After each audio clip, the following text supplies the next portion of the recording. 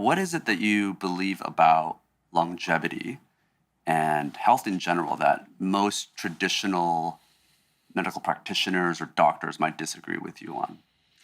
Well, I think if the doctors are paying attention to the literature, they wouldn't disagree. But sadly, it's hard for us to keep up, and people are focused on their particular specialty, and they really excel at that. But what's outside of it is sort of noise for them. And what's happening is this extraordinary acceleration of science around understanding the basic underlying mechanisms of aging itself, which historically was sort of relegated to something that we couldn't do anything about. It wasn't worth studying, it wasn't worth looking at, it wasn't worth paying attention to. We're all going to get older, we're all going to become decrepit and frail and diseased, and that's just how it was. Yeah. But now scientists have actually uncovered that there are fundamental biological processes that can be addressed that seem to go awry as we get older. And if we focus on those, we'd have an enormous impact on the quality of our health and our health span, which is how many years we're healthy, and even our lifespan. And based on what we know today, it's not unreasonable to expect that most people could live to 95 to 100 years old in good health, given our current state of the science. And what is it now? What are most people living? I mean, 70s. 70s in America. Mid-70s, depends on where you're in the world. Where life expectancy is going down in America. So it's kind of a weird paradox. As we're learning about the underlying biology of aging and how to create healthy aging and extend life, we're actually seeing a decline in life expectancy because of the amount of processed food and environmental toxins and our lifestyle. So it's kind of a weird moment. America's 48th in life expectancy. And yet we're spending the most. We spend twice as much. Anywhere across the world. We're spending at least double everybody per capita. And so what's happening around the biology of aging is that if you looked at, like, for example, the way we approach medicine, we try to treat diseases. We're going to treat diabetes with these drugs, or heart disease, or cancer, or Alzheimer's. And that's well and good, but it's kind of treating things downstream rather than going upstream to treat the causes. And scientists have uncovered these phenomena called the hallmarks of aging. These fundamental things that break down, whether it's our mitochondria, our microbiome, more inflammation, or telomeres shorten, or DNA gets damaged, our stem cells get tired, we get zombie cells, we have dysregulated nutrient sensing, which means we basically have issues around how our food is affecting us, and more. There's more things that go wrong. And so if you address those phenomena, instead of, for example, extending life by 5 to 7 years, if we cured heart disease and cancer, we just got rid of it from the face of the planet, we could extend life by 5 to 7 years. If we address the hallmarks of aging, we could extend life by 20 or 30 or 40 years, which means the average person would get to 120, which is pretty stunning. Which is possible. And there are people that have lived to 120. 122 is the oldest. Madame Clément, she smoked, she drank wine, and she did chocolate, and I think her secret was never getting married. That's the real secret, yeah.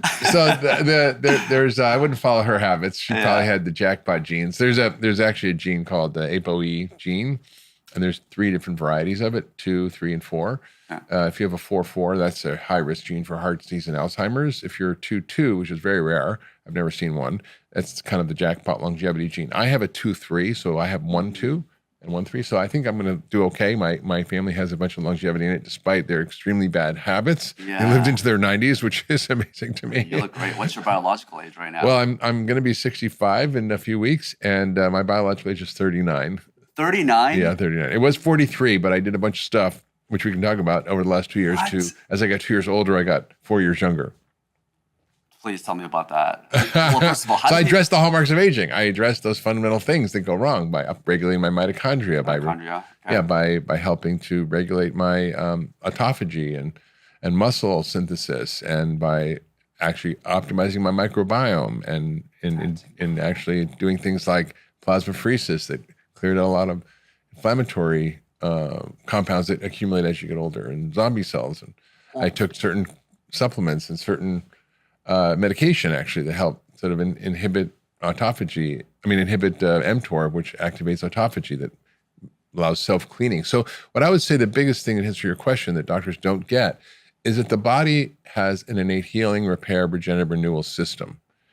That in medicine, we're focused on disease, not on how to create health and not how to activate our healing systems. And so that's really what I do in functional medicine. That's what we do at Function Health, which is help people understand how their bodies work and how to optimize our health and optimize function, as opposed to just treat disease, which is kind of weighed down this sort of track. And by the time that happens, it's oftentimes too late. How can you reverse all these things that have happened over centuries? Well, believe it or not, it's actually not. Even Alzheimer's can be reversed. Really? Yes. And I've had many patients who we reversed their cognitive decline. Diabetes, heart disease. I'll just tell you a quick story of a patient I had who was 66 years old. She had type 2 diabetes. She was massively overweight. Her body mass index was 46. Obese is 30. 40 is called severe obesity. Yeah.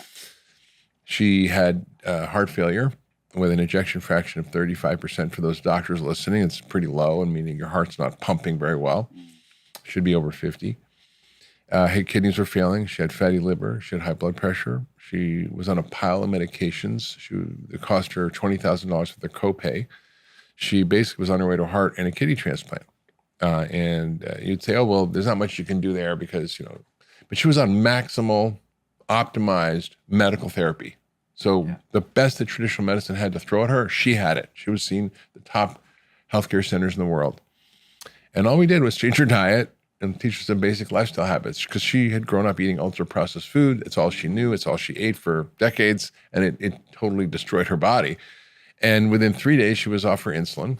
In 3 months, she was off all her medications. Her A1C, which is your average blood sugar, went from 11 to 5.5, which anything over 6 is considered pretty significant. And you're over like 6.5, you're diabetic. But 11, it's an algorithmic scale, so it's extremely high. You should be in the hospital with that. Sure. Went back to normal at 5.5. Her ejection fraction, again, something you don't see ever in medicine unless you know what you're doing and how to optimize the healing system.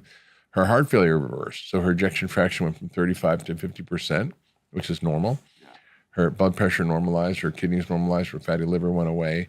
She lost 43 pounds in 3 months. In a year, she lost 116 pounds and was completely reversed all those chronic illnesses. So even when people are fairly late stage, if you understand how to optimize those and activate those healing systems in the body by the right food and lifestyle, what we call the exposome, you can change things.